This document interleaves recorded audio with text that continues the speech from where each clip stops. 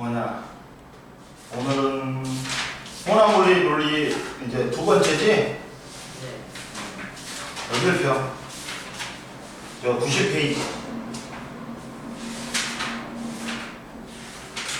앞에 건 다 풀었어? 네. 모르는 거 없어? 90페이지 봐봐. 이제 혼합물의 분리가 있는데, 이제 혼합물의 분리, 저번에 밀도를 이용한 거, 뭐 끓는 점을 이용한 걸 분리하는 걸 배웠지. 오늘은 뭘 배운다? 이제 용해도하고 크레마토그래피에 대해서 배울 거야. 자, 용해도를 이용한 혼합물의 분리야.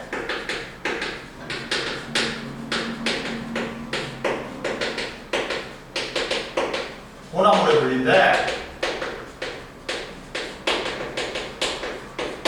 용해도가 뭐야? 어떤 용질을 용내에 녹이는 정도야. 맞고, 용해도가 뭐라 했어? 용내 100g에 최대한 녹일 수 있는 용질의 그람 수를 갖다가 나타낸 거지. 용해도가 20이야. 그러면 뭐야? 물이라고 하면 물 100g에 몇 g 녹일 수 있다는 거야. 용해도는 그렇지. 녹이는 정도야. 어? 봐봐. 뭐라고 하냐면 용해도가 빨리 와 임마. 왜 이렇게 늦게 와? 어떤 온도에서 온도가 중요해. 용매 100g에 최대한 녹일 수 있는 용질의 그람수야. 왜? 용해도는 온도에 따라 달라지기 때문에 온도를 갖다가 박아놔야 돼. 어? 그러면 뭐 한 40도씨에서 용해도가 30이야. 그러면 얼마야? 자, 용매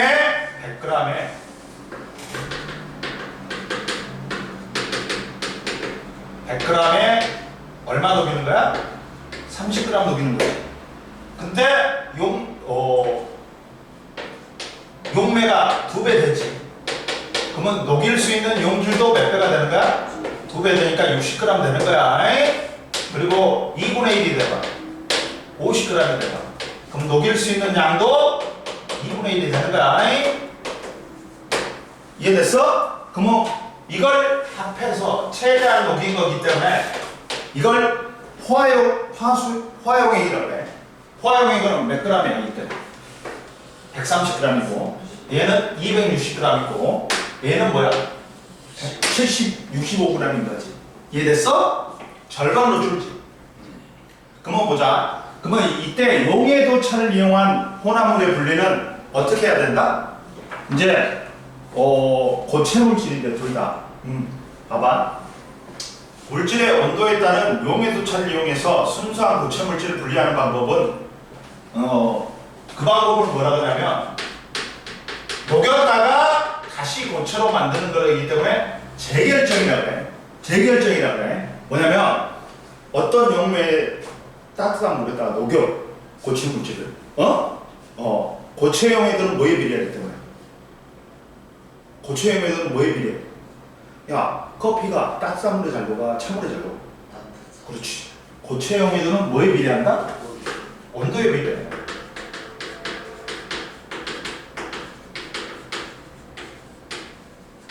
이게 비례하다는 뜻이야. 그러면 야, 고체 물질이 2개가 섞여 있어. 근데 나는 이 하나만 분리하고 싶어. 그러면 물질의 온도에 따른 용해도 차를 이용하여 순수한 고체 물질을 분리하는 방법. 야, 불순물이 섞인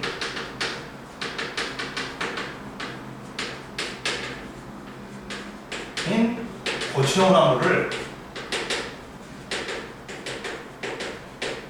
높은 온도의 용매에 녹여. 용매에 녹인 다음에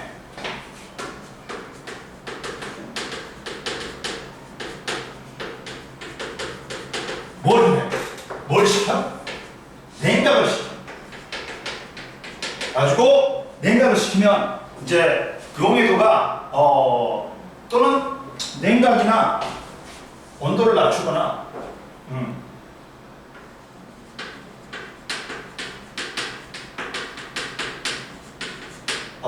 용매를 증발시켜서 얻는 거야. 근데 봐라, 이때 어떻게 했냐면 불순물이라는 건 얘들아 소량이야. 이게 뭐 어떤 염화 나트륨이 있어, 소금이 있어. 소금에 뭐가 섞여 있어? 불순물이 섞여 있어. 그러면 나는 순수한 소금만 빼내고 싶단 말이야. 그때 쓴 방법이 뭐라고? 재결전이야.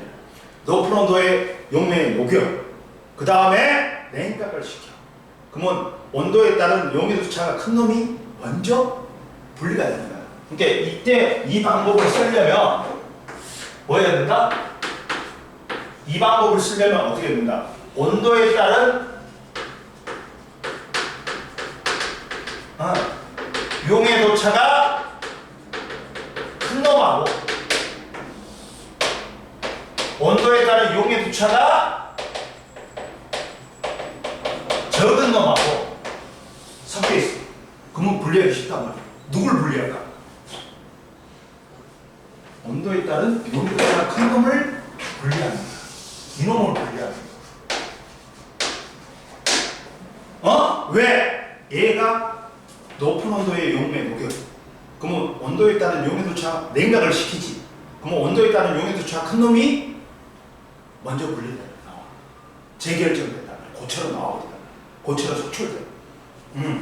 알아? 그러다 보니까 자 봐봐. 염화나트륨하고 붕산이 섞여 있대.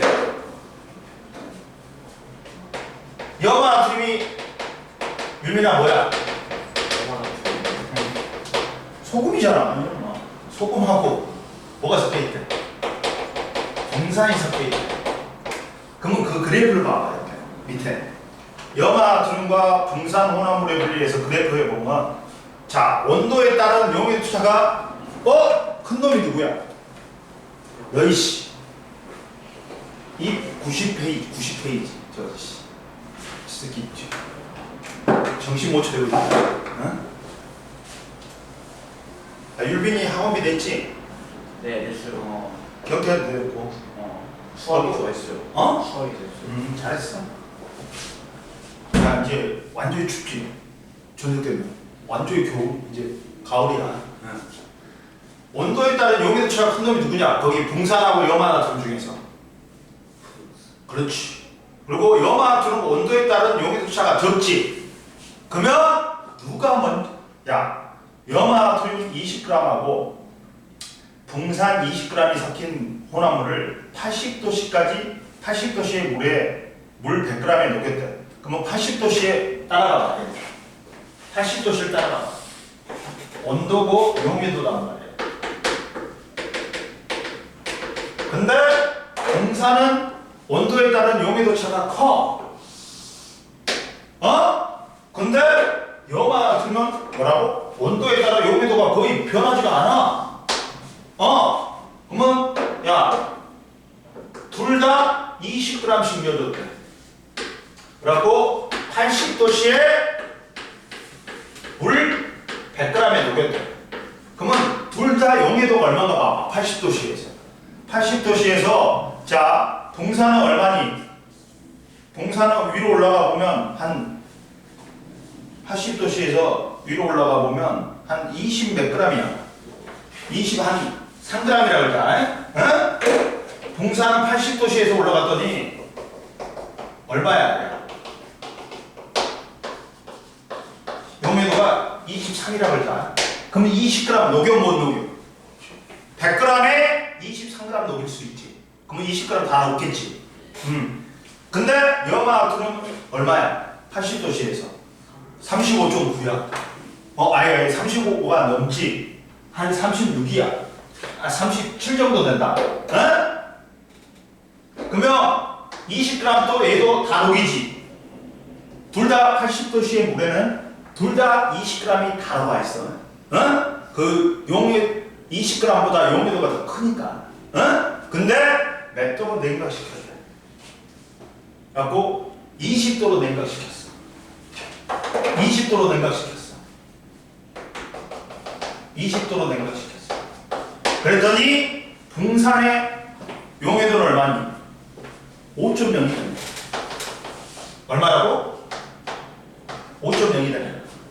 근데 야 누구냐? 이 염화나트륨 얼마야? 35.9지. 35.9란 말이야. 이 말은 뭐야?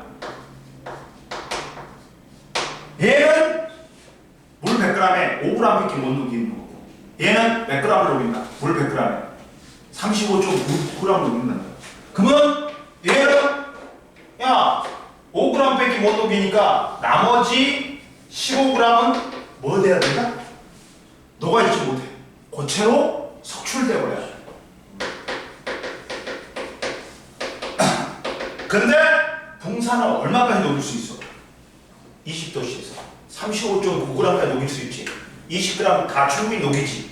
그러니까 얘는 석출되는 양이 있어 없어? 윤민아 없어요. 없어. 그러니까 누구만 석출되는 거야? 붕산만 석출되는 거야. 그러니까 계속 이걸 실험하지. 잠아? 계속 실험하지. 그러면 붕산만 빼낼 수 있어. 그 결국에는 붕산을 거의 다 빼낼 수 있다. 이해됐어? 그러니까 뭐라고? 용해도 차를 이용한 그 혼합물의 분리는 뭐라고 부른다고? 재결정이라고 불러. 응? 뜨거운 물에 용매에 녹여. 그 다음 이걸 냉각시키거나 용매를 증발시켜가지고 순수한 고체를 얻을 수 있단 말이에요. 근데 이때 재결정을 쓰는 방법은 뭐다? 두 고체 혼합물이 섞여 있는데 하나는 온도에 따른 용해도 차가 큰 놈하고 하나는 온도에 따른 용해도 차가 적은 놈이 섞여 있을 때 편리하단 말이에요. 그래서 붕산하고 염화나트륨이 섞여 있어. 그러면 누가 온도에 따른 용해도 차가 커? 붕산이. 그리고 염화나트륨은 온도에 따른 용해도 차가 적지. 그러다 보니까 얘들을 각각 염화나트륨 20g, 붕산 20g을 갖다가 80도씨의 물에 녹여. 그러면 야 붕산은 80도씨의 용해도가 23이야. 그러니까 20g 다 녹이지. 그 다음 더 염화나트륨은 37이야. 그러니까 20g 다 녹이지. 근데 얘를 온도를 20도를 맞췄어. 그랬더니 야 붕산은 20도에서 용해도가 얼마야? 5야. 5g밖에 못 녹여. 그러면 20g 중에 몇 g만 남아있는 거야? 5g만 남아있는 거지. 그러면 15g은 어떻게 돼야 된다? 그렇지. 고체로 석출돼 버려야 돼. 근데 염화나트륨 20도씨에서 용해도가 얼마냐? 35.9지. 그러면 35.9g을 녹일 수 있어. 20g 다 녹일 수 있지. 그러니까 고체로 석출되는 양이 하나도 없어. 이렇게 분리하는 거야. 이해됐어? 그래서 결과 봐봐. 붕산 15g이 이제 거름종이에 남는다. 20도씨의 염화나트륨의 용해도는 35.9니까 염화나트륨 20g이 모두 녹아있고 20도씨에서 붕산의 용해도는 5.0g이므로 붕산은 5g만 녹고 나머지 15g은 결정으로 석출된다. 옆에 봐라. 자, 천일염에서 정제소금 오킴. 천일염은 뭐야 얘들아? 소금은 소금인데 막소금이라고 해요. 우리가 이제 염전 있지. 염전은 뭐야? 바닷물을 가둬놓고 농도가 높은 바닷물을 가둬놓고 증발을 이용해서 소금을 얻는단 말이야. 그러면 여기는 막소금이어갖고 막 불순물도 섞여 있고 막 그런단 말이야. 그걸 갖다가 정제된 소금을 만드는 게 재결정의 방법이야. 네? 더 순수한 소금으로 만드는 거. 봐라. 염전에 바닷물을 증가시켜 얻은 천일염에는 흙, 티끌 같은 불순물이 섞여 있다. 이 천일염을 물에 녹인 다음에 거름장치로 거르면 물에 녹지 않는 불순물이 제거되고 거른 용액을 증발시키면 용매의 양이 줄어들기 때문에 소금 결정으로 석출된다. 이해됐어? 그러니까 막 염전에서 얻은 소금은 막 불순물 같은 게 섞여 있단 말이야. 이걸 거름종이 통과시킨 다음에 불순물을 제거한 다음에 이 용액을 끓여가지고 증발시켜. 그러면 정제된 소금을 얻을 수 있다. 거름으로. 이해됐지? 그래가지고 재결정을 이용한 혼합물의 분리는 봐라. 분리해가 있다. 순수한 질산칼륨 분리, 염화 나트륨과 분산의 혼합물 분리, 천일염에서 정제된 소금 얻기, 합성약품 정제, 아스피린 정제할 때. 그 다음 두 번째 뭐가 있다? 또 크레마토그래피가 있다. 크레마토그래피가 있다. 용해도 차에 있다. 용해도를 이용한 혼합물의 분리에서 뭐가 있다고? 크레마토그래피법이 있다.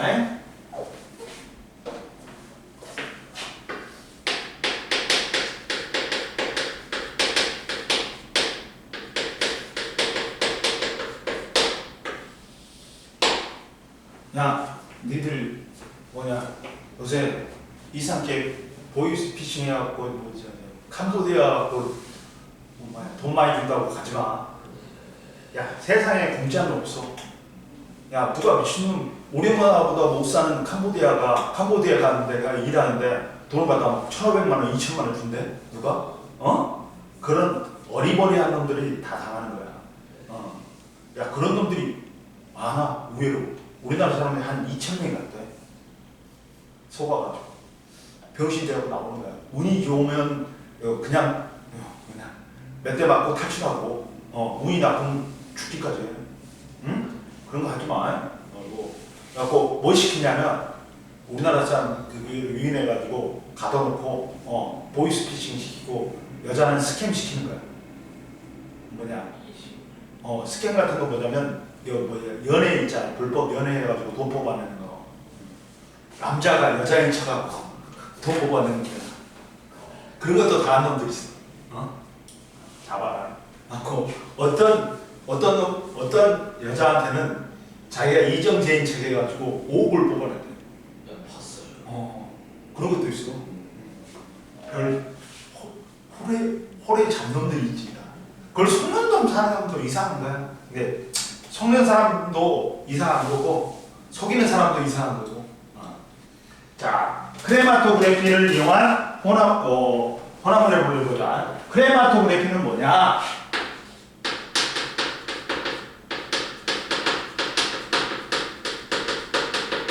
크레마토그래피는 분필도 쓸 수 있어. 분필, 종이 뭐 그런 것도 쓸 수 있어. 혼합물을 이루는 성분 물질이 용매를 따라 이동하는 속도가 다른 것을 이용해가지고 혼합물을 분리하는 방법이야. 혼합물이 이루는 성분들이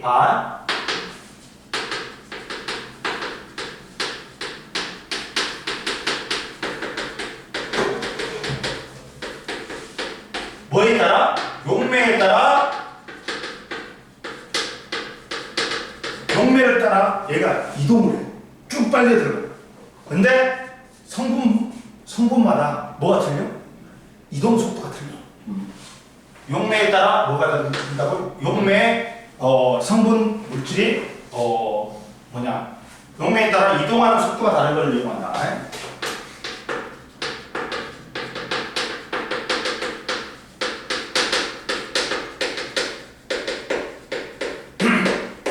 이용하는데 무슨 방법이냐? 잡아라. 뭐냐면 자, 이거는 봐라. 용매의 종류에 따라 분리되는 성분 물질의 수, 이동거리가 달라진다. 뭐에 따라? 첫 번째 봐라. 용매의 종류에 따라.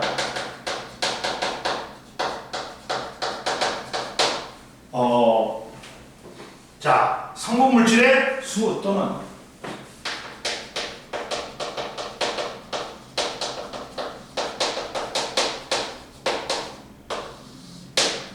이동 속도가 이동한 거리가 달라진다.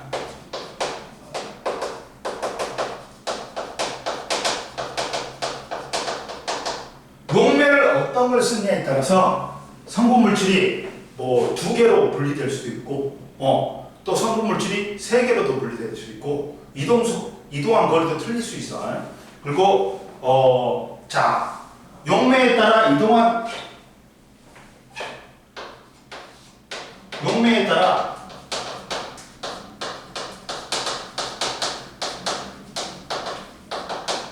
이동한 속도가 빠른 물질이 가장 속도가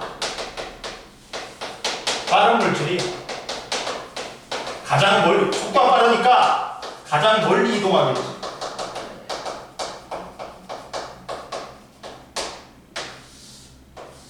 이해되니? 네. 그래가지고 봐봐. 그래갖고 크레마토그래피법은 어떻게 쓰냐? 선생님 뭘로 이용할 수도 있다. 얘가 분필이 물을 빨아들여. 종이도 물을 빨아들여. 용매를 빨아들여. 그러면 그 용매 종류에 따라 성분 물질의 이동 속도가 틀려. 그래갖고 이렇게 야 플라스크에다가 용매를 담가. 그다음 이걸 철저히 밀폐시켜야 돼. 그리고 야 종이를 갖다가 딱 한단 말이야. 그리고 여기다가 점을 찍어. 사인펜. 그러면 용매가 이제 빨라 올라갈 거 아니야. 그러면서 이 여기에 있던 성분 물질이 녹아 용매. 그러면서 이동한단 말이야. 근데 성분마다 이 용매에 따라 이동 속도가 틀려. 그러다 보니까 이게 나뉘어버려. 성분 물질의 수만큼. 봐라. 자, 크레마토그래피의 원리는 봐라. 자, 플라스틱 시험관에다가 용매를 집어넣고 혼합물을 갖다가 거름종이에다가 찍어. 점을 찍어. 근데 용매보다 혼합물을 찍는 점이 더 높아야 돼. 용매에 잠기면 안 된다. 그러면 용매가 혼합물의 성분 물질을 녹이고 위로 올라간다. 그래갖고 성분 물질이 용매에 따라 이동하는 속도가 달라. 그러다 보니까 각 성분 물질로 분리된다. 그러면 이동 속도가 더 멀리 가는 놈이 더 빠르지. 그 중에 A, B 중에서 누가 이동 속도가 빨라? B. B가 빠르지. 윤민아, 더 많이 이동했으니까. 근데 얘는 두 개로 분리됐지. 네. 성분 물질이 최소 몇 가지다? 두 가지다. 이해됐어? 네. 그러면 보자. 물질 A의 크레마토그래피의 결과 분석 봐봐. 자, A도 점 하나만 생겼지. C도 점 하나만 생겼지. E도 점 하나만 생겼지. 그러니까 얘들은 A, C는 한 가지 성분만 나타낸다. 그러면 얘는 뭐야? 하나의 물질만 있는 수물질이야. 근데 E하고 B하고 D는 봐봐. 야, 점이 두 개가 생겼지. 그러니까 얘들은 뭐야? 두 가지 성분이 섞여 있는 혼합물이겠지. 이해됐어? 그리고 자, B는 봐라. B는 누구 성분을 포함하니? A하고 똑같이 올라갔지. A 성분을 포함하고, 그 다음 D는 뭐야? C하고 똑같이 올라갔지. 그러니까 C 성분을 포함한다. B는 누구 성분 포함하니? A하고 C를 포함하고, 그리고 D는 뭐야? C하고 E 성분을 포함한다. 왜? 올라간 높이가 같으면 같은 성분이야. 근데 이때 누가 제일 많이 올라갔어? C가 제일 많이 올라갔지. 그 다음이 누구야? A지. 그리고 그 다음이 E지. 따라서 용매에 따른 이동 속도는 E, A, C 순으로 빠르다. 높이 올라갈수록 이동 속도가 빠른 거야. 그리고 이 크레마토그래피법의 특징이 있다. 특징은 잘 알아놔. 크레마토그래피법의 특징은 뭐야?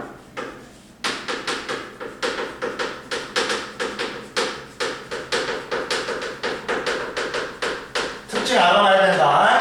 특징은 뭐야? 첫 번째 봐. 매우 적은 양의 혼합물도 분리할 수 있고, 분리 방법이 간단하고 분리하는데 시간이 짧게 걸려. 그냥 한 1분만 실험하면 된단 말이야.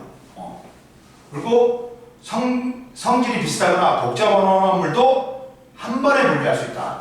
자, 크레마토그래피법의 특징이 뭐라고? 첫 번째, 매우 적은 양도 혼합물도 분리할 수 있고, 분리 방법이 간단하고 분리하는데 걸린 시간이 짧고, 성질이 비슷하거나 복잡한 혼합물도 한 번에 분리 가능하다. 그래갖고 크레마토그래피법의 이용은 사인펜 잉크 색소의 분리, 운동선수의 도핑 테스트. 도핑 테스트는 뭐야?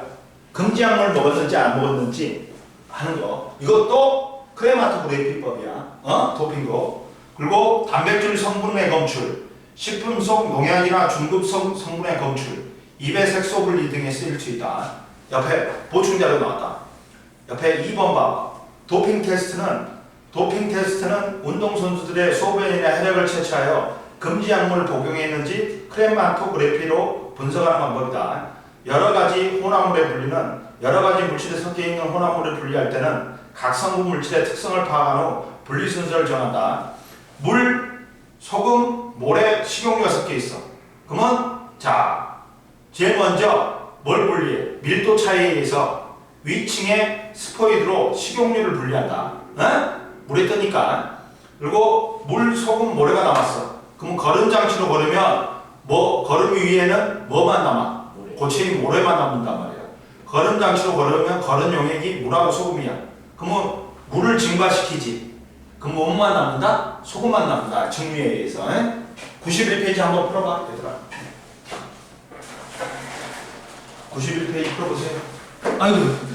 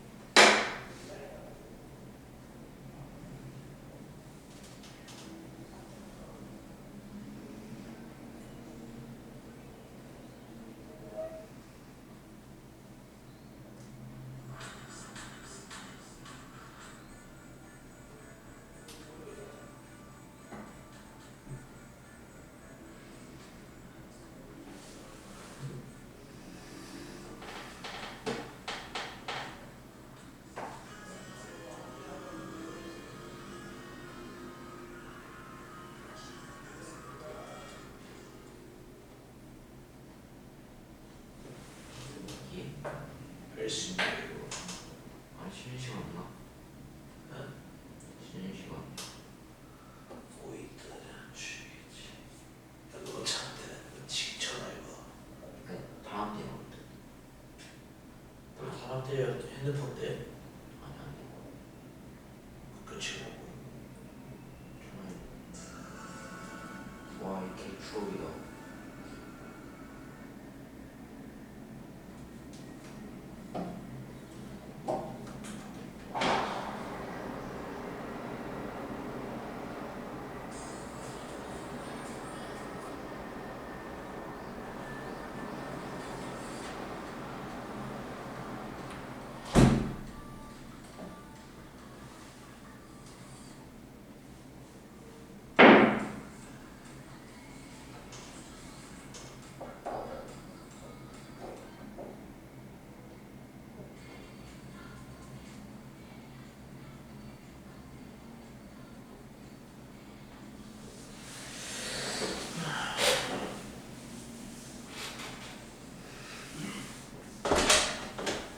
다 풀었어?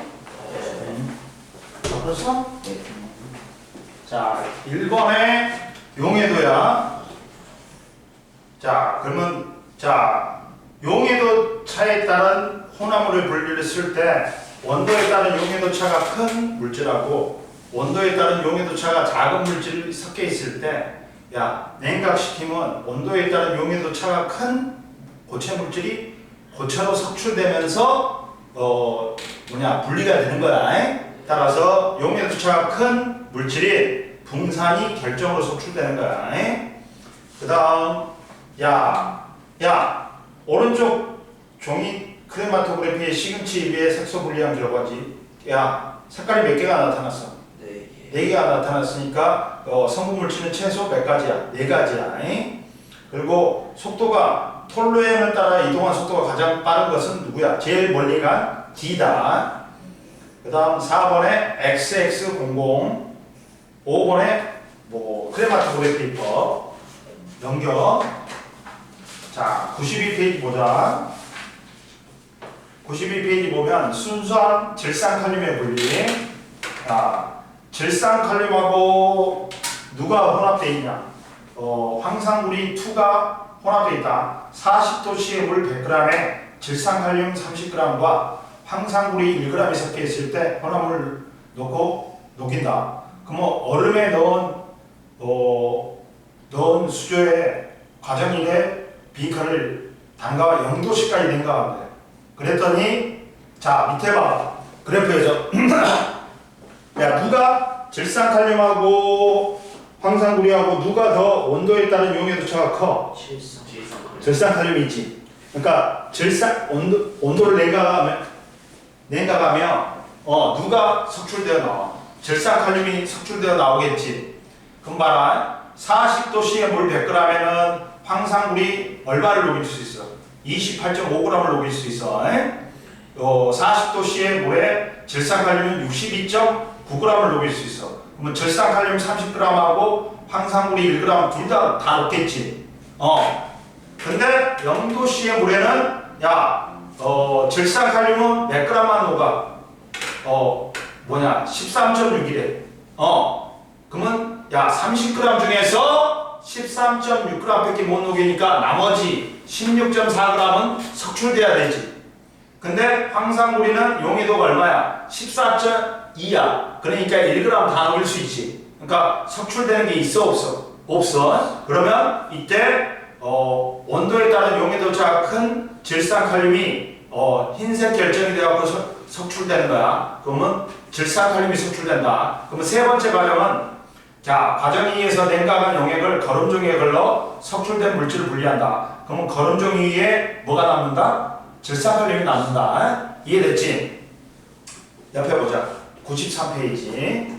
사인펜 잉크 색소의 분리 봐봐. 거름종이 한쪽 끝에 1.5cm 정도 되는 곳에 연필로 선을 긋고 여러 색의 수성 사인펜으로 연필선 위에 점을 찍는다. 그리고 비커를 물을 1cm 정도 붓고 선생님 말했지. 이 점이 용매에 잠기면 돼 안 돼? 안 돼. 그러니까 비커에 물 1cm 정도 붓고 거름종이를 유리판에 붙인 후 사인펜 잉크 찍은 점이 물에 잠기지 않도록 비커에 넣고 변화를 관찰한다. 그러면 보자. 이때 결과 수성 사인펜에 찍은 점은 각각 여러 가지 색소로 분리된다. 색소마다 물을 따라 이동한 속도가 다르기 때문에 실험 과정 중에 유의사항 봐봐. 용매가 증발하지 않도록 입고 막는다. 물이 거름종이 끝까지 오기 전에 실험을 멈춘다. 그리고 사인펜 잉크는 작게 여러 번 진하게 찍는다. 그리고 사인펜 잉크를 찍은 점이 물에 잠기지 않아야 한다. 물에 잠기면 성분 물질이 거름종이에 번져 나가기 전에 물에 녹아 분리되기 때문이야. 유성 사인펜 색소를 분리할 때는 유성 색소를 녹일 수 있는 용매를 사용한다. 그러면 92하고 93 빨리 풀어봐.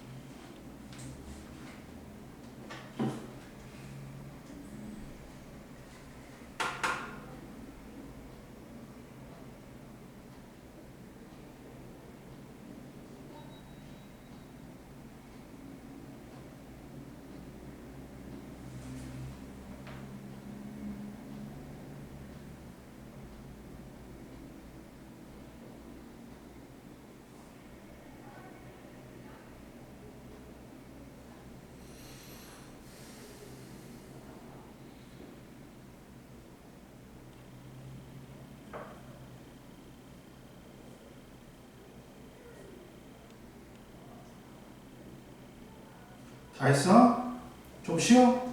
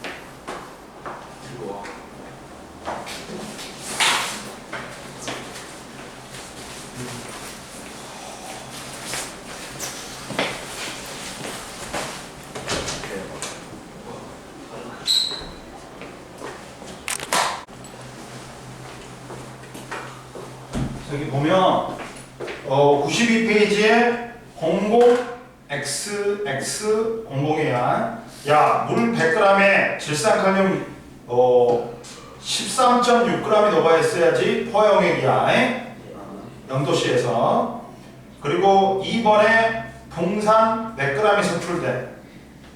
11g이 선출돼. 자, 80도씨에 염화나트륨하고 붕산을 16g을 다 녹인단 말이야. 그러면 그래갖고 20도씨까지 냉각시키면 야, 염화나트륨은 35.9니까 그대로 다 16g 녹아있어. 근데 붕산은 야, 용해도가 5g 밖에 안 되니까 야, 16g 중에서 5g만 녹이니까 11g이 석출되겠지.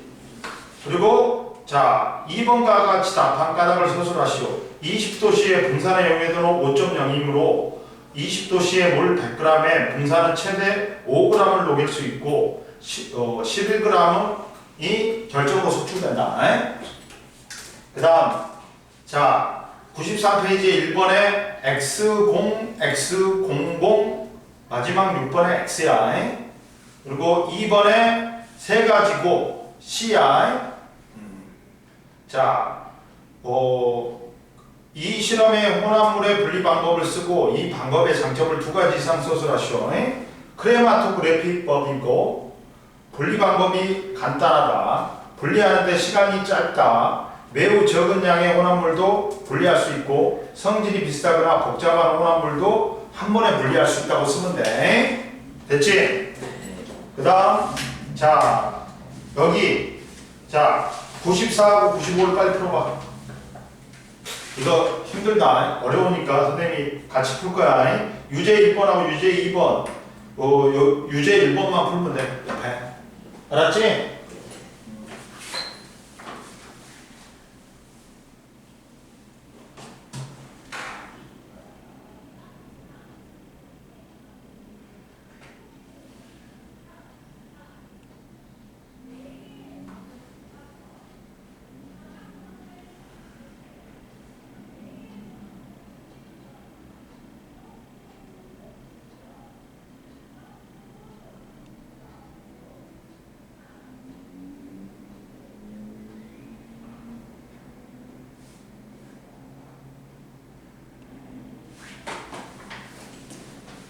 풀어.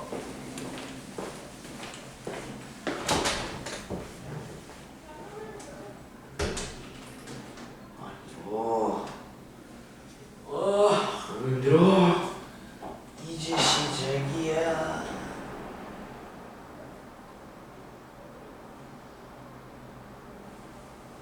시작하기 싫어요. 알려주세요.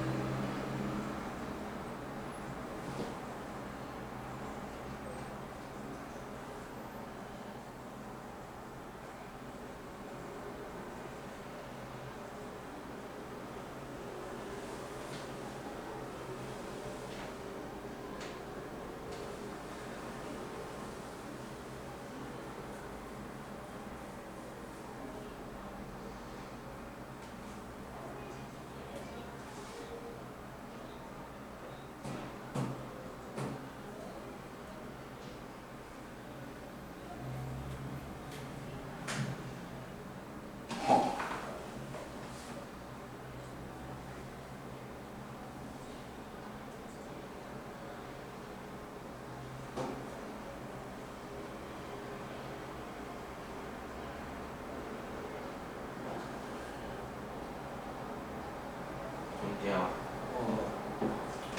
너무 힘들다. 나도 내 차이가 있어야 되는데 왜 5원만 탄압되라는 걸까? 이거 얼마 왜 우리는 왜 탄압되라는 걸까? 아니야, 2주 뒤면 정말 2주 뒤에 뭐라고? 오늘 며칠이었지? 2주 뒤에 왜? 아니 오늘 며칠? 22일.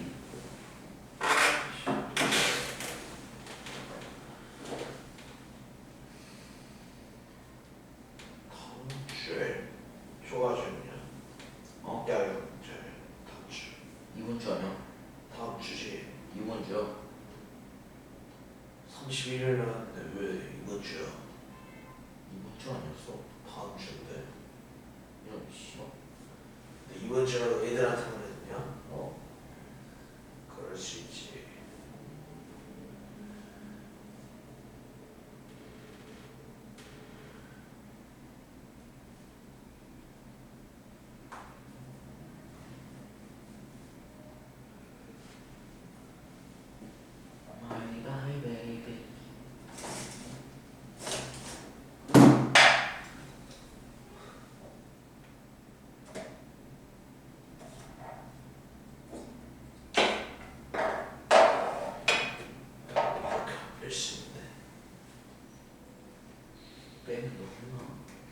다시 꽂으면 되지.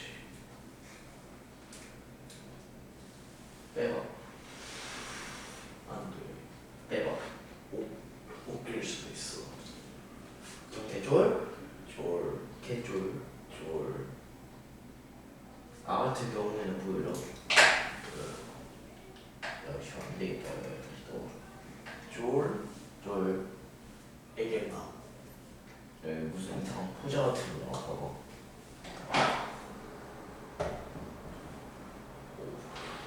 지금 불필 가는데? 아 열어. 당신들. 졸. 저 뭐야? 오토바이가 조금 신기하네. 뭐야 저거? 노무현 대통령님 배우는 공항할까요? 어디? 저기 파란색 나무 뭐라 그러는 어디에서? 미쳤네. 야 노무현 대통령 힘을. 야 사진 찍어주시면. 아 있어요 근데 저 오늘 이재명 100일 모였는데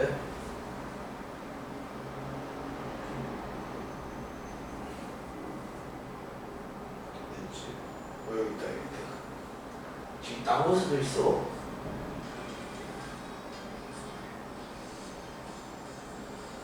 씨발.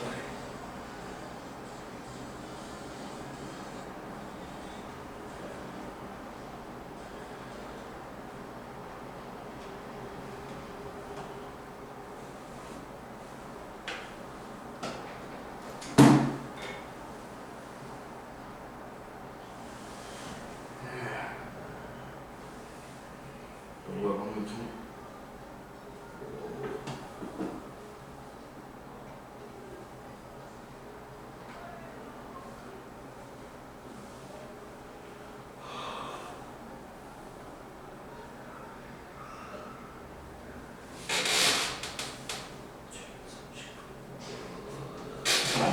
보고 싶어.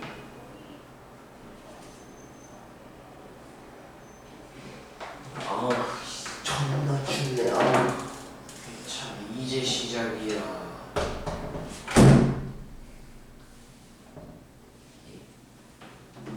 이제 거기서 이거보다 4배는 추워질 거야. 진짜인데. 그럼 영하 15도까지 내려가. 작년에 영하 20도까지 됐으니까 되지 않을까. 딸배다. 왜 어디? 저기 딸배 아니야? 다 그렸어? 보자. 모르겠지. 어렵단 말이야. 에? 근데 그래서 풀어준다는 거야. 자, 봐봐. 요 유제 1번 봐봐. 94페이지에. 자, 형은 질산칼륨과 황산구리의 용해도를 나타낸 거다. 이때 질산칼륨 85g과 황산구리 18g이 섞여 있는 혼합물을 80도씨에 물 100g에 못 녹였지. 그러면 야 80도씨를 보면 질산칼륨 몇 g까지 녹일 수 있어? 170.3g까지 녹일 수 있지. 그러니까 질산칼륨 85g 다 넣는다. 황산구리는 80도씨에 얼마까지 녹일 수 있어? 100g 기준 57g까지 녹일 수 있지. 그러니까 18g 다 녹일 수 있단 말이야. 네. 근데 이 80도씨의 물 100g에 녹인 후 20도씨로 된 가게. 20도씨는 얼마니? 질산칼륨이 31.9지. 네. 그러면 지금 85g이 녹아 있는데 20도씨로 냉각시키면 몇 g밖에 못 녹여? 31.9g밖에 못 녹이지. 네. 그러면 나머지는 고체로 섭출돼야 돼. 그럼 얼마야? 얼마냐? 얼마냐면 몇 g이야? 그러면 53.1g이네. 네. 질산칼륨 53.1g이 섭출되는 거야. 근데 뭐야 황산물이 20g까지 녹이니까 18g 다 녹아 있지. 끝났어. 쉽지? 어려운 거 아니잖아. 그럼 편은 붕산의 염화나트륨과 붕산의 용해도를 나타냈대. 근데 염화나트륨 10g과 붕산 5g이 섞여 있는 혼합물의 60도씨의 밑줄고 물 100g이 아니라 50g이야. 그러면 야 용해도는 무조건 100g 기준이지. 그러면 50g으로 바꿔줘야 돼. 봐봐, 염화나트륨은 야 60도씨의 용해도가 얼마니? 얼마야? 37g이지. 그러면 37이지. 그러면 100g에 얼마 녹인다는 거야? 37g 녹인다는 거야. 근데 50g으로 바뀌면 얼마야? 18.5g을 녹인다는 거지. 절반이 되지. 근데 몇 g이라 했어? 붕산 5g이라 했지. 그럼 염화나트륨이다. 염화나트륨이 이거야. 60도씨에 그러면 10g 다 녹겠지. 10g 충분히 녹이지. 이해됐어? 근데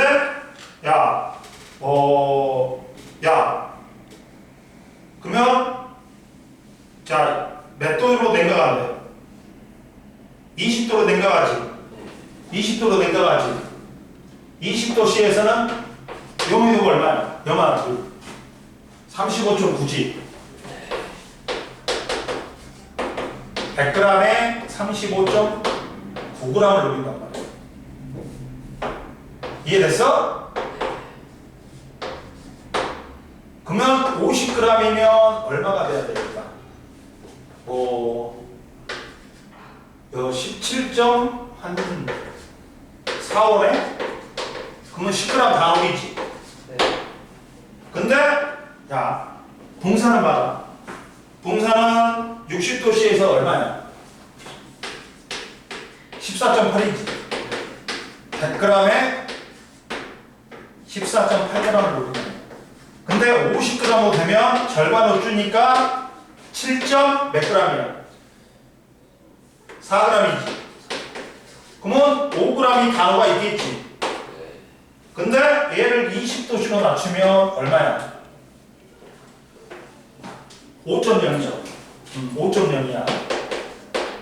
그럼 100g에 5g 녹인다는 거지.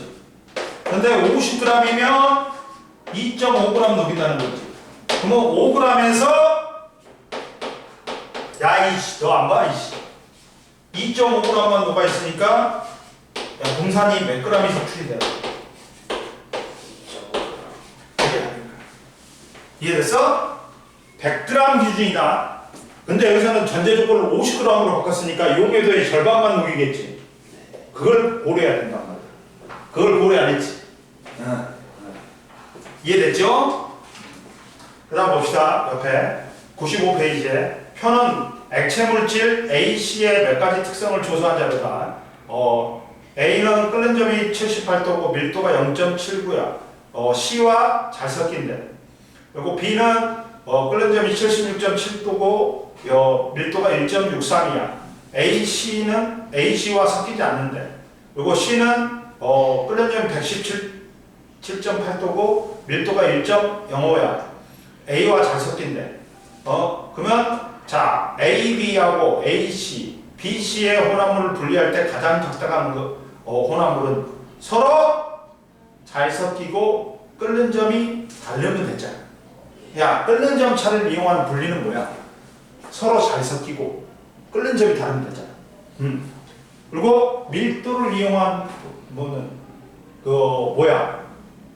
두 고체 물질의 중간이 뭐냐?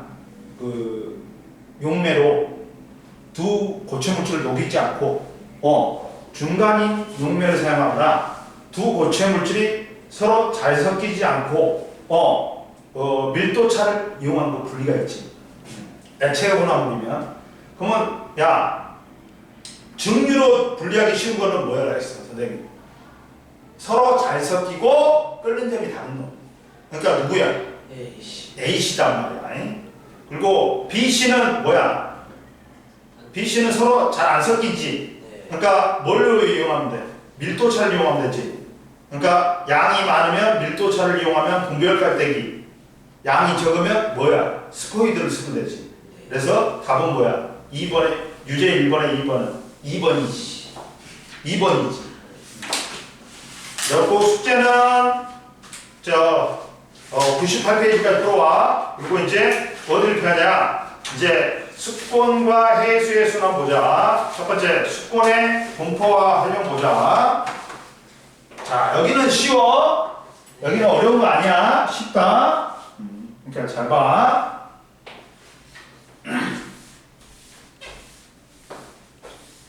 율민아, 저는 이번에 선생님이 문제 주면 문제 제대로 풀어야 돼. 알았어? 제대로 해야 돼 이번에는. 어정쩡히 하면 안 된다. 뭔 말인지 알지? 예. 자, 보자.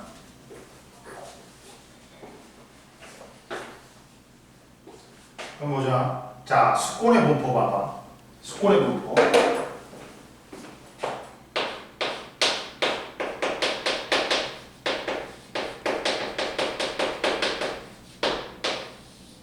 수권이라는 건 뭐야? 물이 덮여 있는 곳을 수권이라고 해요. 우리가 지구상에 분포한 수권은 지구상에 분포하는 물 모두를 포함한다. 수권은 뭐라고? 지구상에 분포하는 물이야.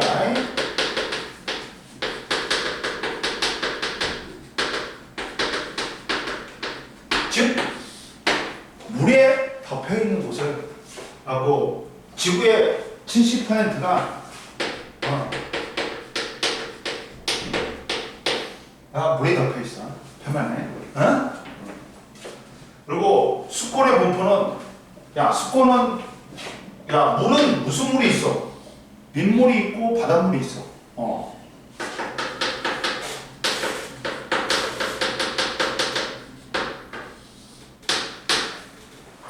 수권의 분포는 자 크게 해수하고 담수로 구분한다. 그리고 수권의 분포는 해수가 대부분을 차지하고 담수 중에 빙하가 가장 큰 비율을 차지한다. 해수가 뭐야? 바닷물이 94.7%야. 해수가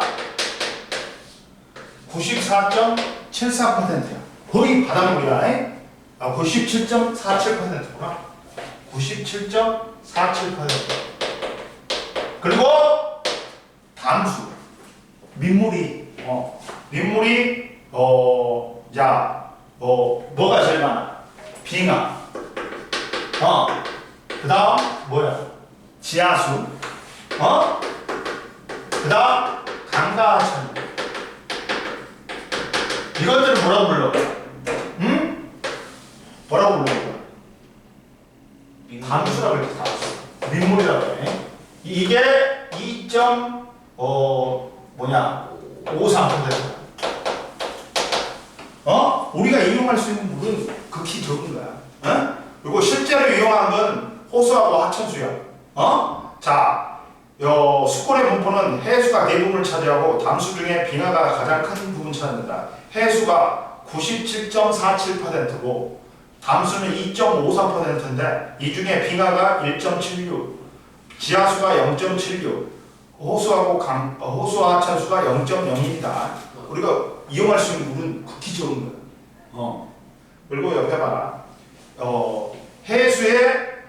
해수와 빙하의 활용. 담수가 부족한 지역에서는 해수를 짠맛을 제거하거나 활용하거나 빙하가 녹은 물을 이용하기도 한다. 그러니까 해수를 담수로 만든 플랜트 공장이 있어. 그게 우리나라가 제일 1위. 그리고 사우디아라비아 같은데 자 해수 담수화 플랜트가 있어. 공장을 지어줬다. 기가 갖고 바닷물을 갖다가 민물로 끄거든. 소금기를 다 제거하. 그게 우리나라 그래갖고 그걸로 1위야. 1위.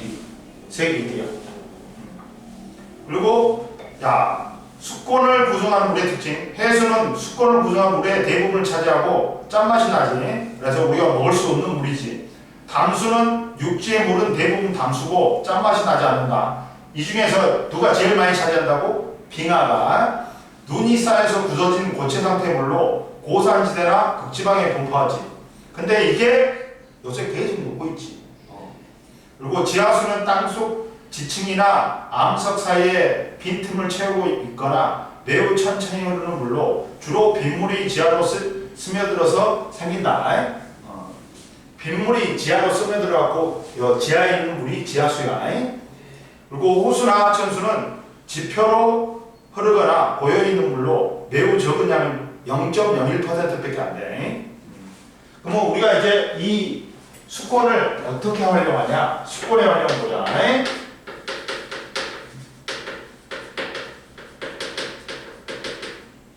수권의 활용에서 첫 번째 봐. 자, 우리가 사람이 살아가는데 자연으로 활용하는 물을 다 수자원이라고 해. 물자원이라고 해. 사람이 살아가면서 사용하는 물을 다 수자원이라고 해. 자, 그러면 쉽게 활용할 수 있는 물은 담수 중에 주로 누구야? 호수나 하천수야. 근데 이게 부족하면 이제 지하수를 끌어다 쓰는 거야. 근데 이 양은 지하수가 0.76밖에 안 되고 수권에서 그리고 호수나 하천수가 0.01이야. 합하면 0.76밖에 안 돼. 77밖에 안 돼. 그러니까 수권 전체에 우리가 쉽게 사용할 수 있는 물은 0.77%로 너무 적은 양이다. 우리가 활용할 수 있는 물은 자, 쉽게 활용할 수 있는 물은 뭐라고? 우리가 활용할 수 있는 물은 호수나 하천수 0.01%하고 그나마 또 쓸 수 있는 게 지하수 0.76이요. 그럼 그걸 합하면 0.77밖에 안 된단 말이에요. 그러니까 우리가 쉽게 사용할 수 있는 물은 굉장히 적은 양이야. 그래서 물을 아껴 써야 되는 거야. 그리고 해수는 짠맛이 나고 빙하는 얼어있어 바로 활용하기가 힘들다. 그러다 보니까 우리가 물을 아껴 써야 돼. 그리고 두 번째 봐라. 수자원의 용도 봐봐.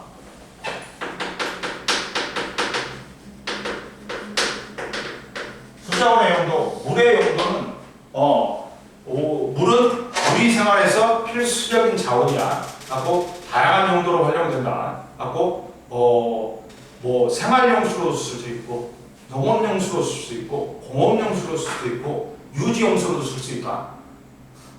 야, 경태 잡았네. 잡았어. 봐봐. 생활용수는 일상생활에 쓰이는 물로 마실 때, 요리할 때, 씻을 때 쓰는 물이야. 농업용수는 농업에 활용되는 쓰이는 물로 농사 지을 때, 가축 기를 때 쓰는 거고, 공업용수는 산업활동에 쓰이는 물로 제품을 만들거나 세척할 때 쓰이는 물이고, 유지용수는 하천의 정상적인 기능을 유지하기 위해 필요한 물로 하천은 항상 일정량 이상의 물이 흘러야 되므로 하천으로서 기능을 가질 수 있으니까. 야, 이번에 어디가? 속천이야? 춘천이야? 가뭄이 들어갔고 엄청 추석 전에 강릉이지. 난리 났었잖아. 물 배급 중단해 버렸어. 이제 식수 있잖아, 생수 있잖아. 생수로 버텼다니까. 그 정도였어요. 그때가. 이 하천 용수로 없기 때문에. 옆에 보자. 플러스 강의 2번 봐봐. 수자원의 다양한 활용, 수력발전, 조력발전 등을 물을 이용하여 전기를 생산하고, 바다, 강은, 큰 강은 배가 지나가는 운송 통로가 되며 여가 생활이나 스포츠를 즐기는 공간이 된다. 우리나라의 세 번째, 우리나라의 수자원의 활용 현상, 제일 많이 쓰는 게 뭐다? 농업용수가 41%, 그 다음 유지용수가 33%, 생활용수가 20%, 공업용수가 6%다. 수자원은 현재 농업용수로 가장 많이 사용된다. 41%로. 유지용수가 생활용수로도 많이 활용되고 있고, 유지용수가 33%, 생활용수가 20%, 그리고 생활 수준이 향상되면서 생활용수 이용량이 빠르게 증가하고 있다. 그 다음 세 번째, 수자원의 가치가 있다. 수자원의 가치.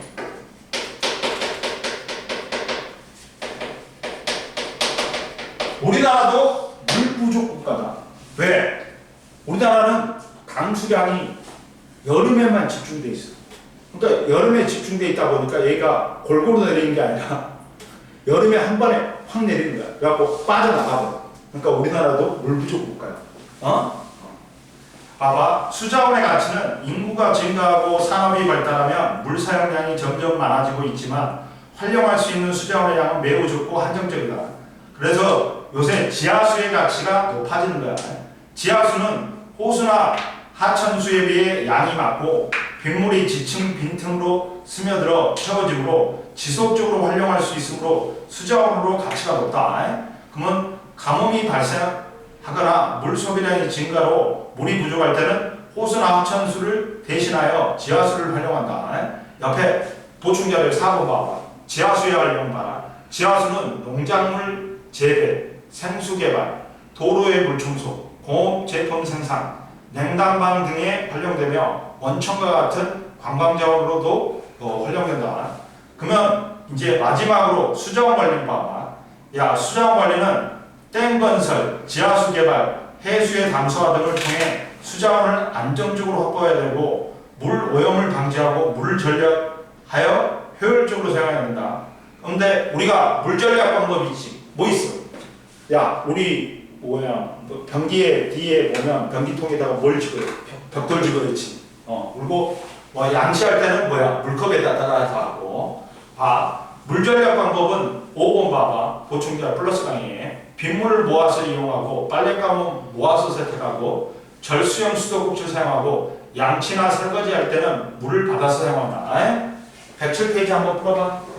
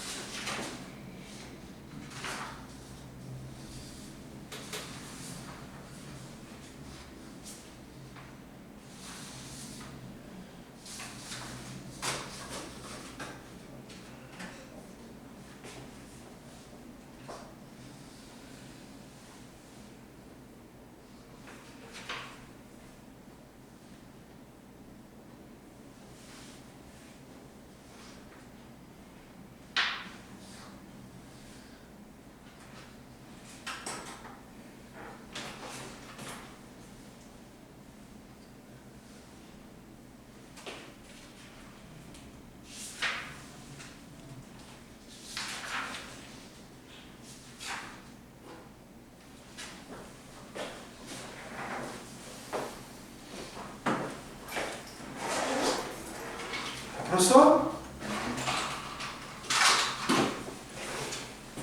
1번에 해수 지하수, 그 다음 2번에 담수 빙하 지하수, 3번에 3번 4번, 4번에 1번에 디귿, 2번에 니은, 3번에 기억, 4번에 리을, 5번에 00X, 00X.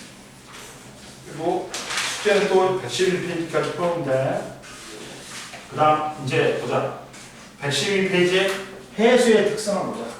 바닷물, 땀물, 해수의 특성.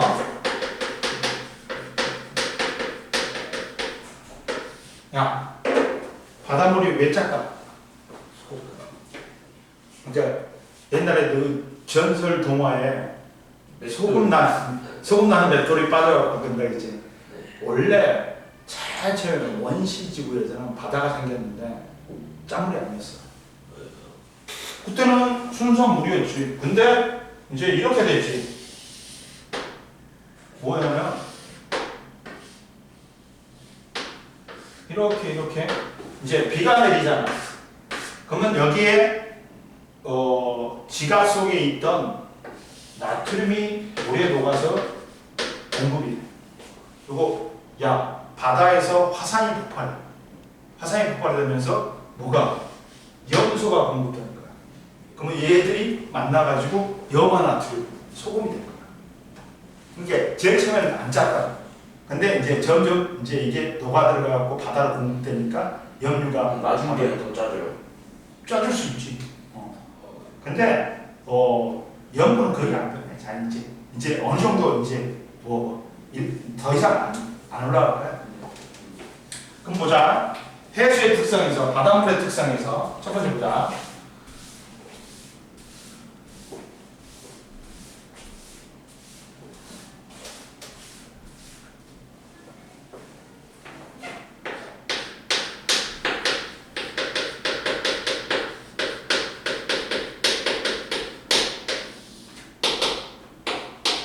해수의 특성을 보자. 해수의 특성을 보면 첫 번째 해수의 온도가 있다. 바닷물에 온도가 있단 말이야.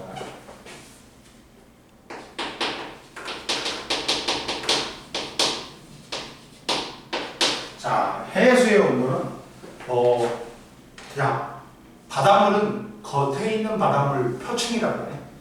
표층이 있고 깊이 있는 물 심층이 있단 말이야. 그 중에서도 해수의 표층수온 분포를 보자.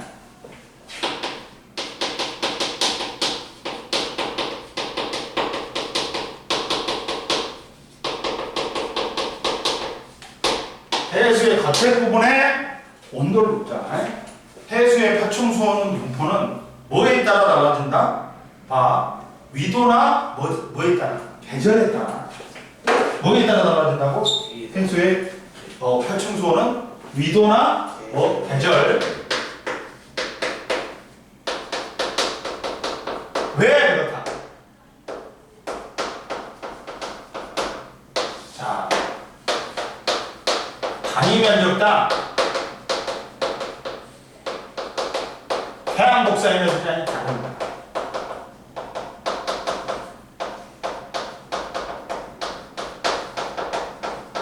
봐라. 저위도는 어떻게 태양이 들어오냐? 태양의 남중고도가 내 머리 위에 있을 때가 높아. 저위도는 남중고도가 거의 90도란 말이야. 그러면 10이라는 태양 복사 에너지가 1이라는 면적이 들어오. 단위 면적당 태양 복사 에너지가 10이야. 저위도. 그러니까 들어온 태양 복사 에너지가 많지. 그러니까 더운 거야. 근데 고위도는 비스듬히 들어온단 말이야, 태양에. 그러니까 10이라는 양이 5라는 면적이 들어와. 단위 면적당 태양 복사 에너지가 5분의 10이야. 그러니까 단위 면적당 태양 복사 에너지가 적다 보니까 고위도는 추운 거야. 이해됐어? 그러니까 위도나 계절에 따라 태양 복사 에너지가 달라져 버려. 그러니까 표층수온도 다르게 나타난다. 이해됐지? 영향을 주는 요인은 뭐다? 당연히 태양 복사 에너지.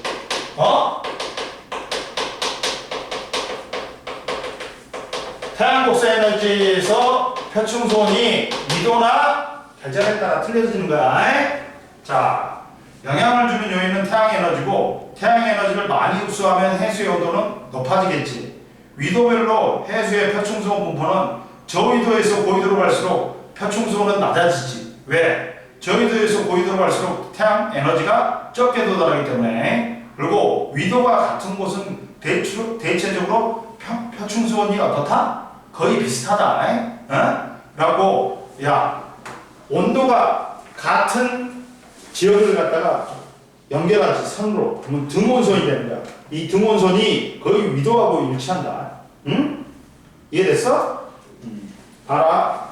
자, 위도에 따른 해수의 표층수온의 분포는 저위도에서 고위도로 갈수록 표층수온은 어떻다? 낮아진다. 왜? 저위도에서 고위도로 갈수록 태양 에너지가 적게 도달하기 때문에 위도가 같은 곳에서는 대체적으로 표충수온이 거의 비슷하다. 왜? 그러다 보니까 등온선이 온도가 같은 곳을 산으로 연결했더니 이 등온선하고 위도하고 거의 같다. 봐봐. 옆에도 봐봐. 플러스가 아닌 봐봐.